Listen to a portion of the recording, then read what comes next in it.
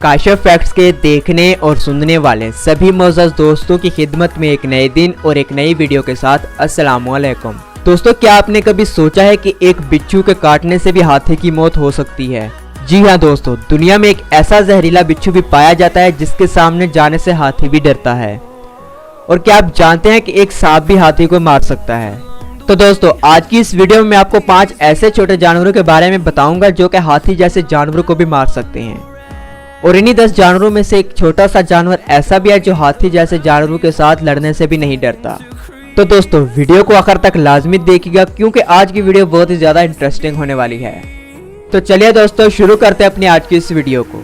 Video में आगे बढ़ने से पहले मेरी तमाम नए आने वाले दोस्तों से गुजारिश है कि सबसे पहले हमारे YouTube चैनल काशिफ फैक्ट्स को सब्सक्राइब करके साथ मौजूद बेल के बटन को ज़रूर प्रेस कर दें ताकि ऐसी ही इंफॉर्मेटिव वीडियोस बिना किसी देरी के आप तक पहुंचती रहें। Number 5, crocodile. दोस्तों, मगरमच्छ एक सेहतमंद आदमी को भी निगल सकता है, ये तो हम सबको पता है। अगर मैं आपसे कहूं कि एक मगरमच्छ हाथी को भी मार सकता है तो क्या आप मेरी बात पर यकीन करोगे? ये है तो थोड़ा मुश्किल, लेकिन ये बिल्कुल सच है। हालांकि मगरमच्छ कभी इतने बड़े जानवर पर हमला नहीं करता, लेकिन जब एक मगरमच्छ भूखा होता है तो वो किसी पर भी हमला कर सकता है। मगरमच्छों का हाथियों को पकड़ने का एक अलग ही तरीका है। दोस्तों, हाथी जिस वक्त नदी या तालाब से पानी पी रहे होते हैं तो उस वक्त मगरमच्छ इन पर हमला करके इनको सूंड से पकड़ लेते हैं और यहाँ से ही इनकी लड़ाई शुरू हो जाती है। मगरमच्छ हाथी को अच्छी तरह पकड़ने के लिए इसको पानी में खींचता है और ये बात मगरमच्छ अच्छी तरह जानता है कि अगर एक बार हाथी पानी के अंदर आ गया तो वो कीचड़ में फंस जाएगा और वहाँ से निकलना हाथी के लिए बहुत ज़्यादा मुश्किल होता है। इसलिए मगरमच्छ पूरी कोशिश करता है कि हाथी किसी भी तरह पानी में आ जाए। अगर हाथी किसी भी तरह अपनी जान बचाने में कामयाब हो जाए तो मगरमच्छ के बड़े बड़े दांतों के जख्म उसकी सूंड पर लग जाते हैं, जिससे वो लंबे अरसे तक ना तो पानी पी सकता है और ना ही कुछ खा सकता है। भूखा प्यासा रहने की वजह से हाथियों की मौत भी हो जाती है। Number 4, rhinos. दोस्तों, गैंडा और हाथी कभी कभी आपको एक साथ देखने को मिल जाएंगे। दोस्तों, जब दो अलग किस्म के जानवर एक जगह पर रहते हैं तो वो ज़्यादातर सुकून से रहते हैं। दोस्तों, गैंडा और हाथी कभी कभी लड़ते हुए देखे गए हैं। दोस्तों, आपको क्या लगता है कि अगर इन दोनों की लड़ाई हो तो कौन जीतेगा? आप सोच रहे होंगे कि हाथी इतना बड़ा जानवर है तो वही जीतेगा, लेकिन ऐसा बिल्कुल भी नहीं है। इन दोनों जानवरों की लड़ाई में ज़्यादातर गैंडा ही जीतता है। हाथी बड़े और ताकतवर होते हैं, लेकिन गैंडा के पास भी नुकीला सींग होता है जो कि गैंडे को हाथी पर काबू पाने में मदद करता है। गैंडे का सींग नुकीला और बहुत ज़्यादा मजबूत होता है जो कि हाथी के जिस्म में भी आसानी से लग जाता है। दोस्तों, इंटरेस्टिंग बात यह है कि ये खाने के लिए कभी नहीं लड़ते, बल्कि इनके दरमियान जगह को लेकर लड़ाई होती है। Number 3, lion. दोस्तों, शेर का कद हाथी से बहुत ज़्यादा छोटा होता है, लेकिन शेर के नुकीले पंजे और तेज नज़र से कौन बच सकता है? दोस्तों, शेर एक अच्छे खासे हाथी को भी मार सकता है, लेकिन यह काम अकेला शेर नहीं कर सकता।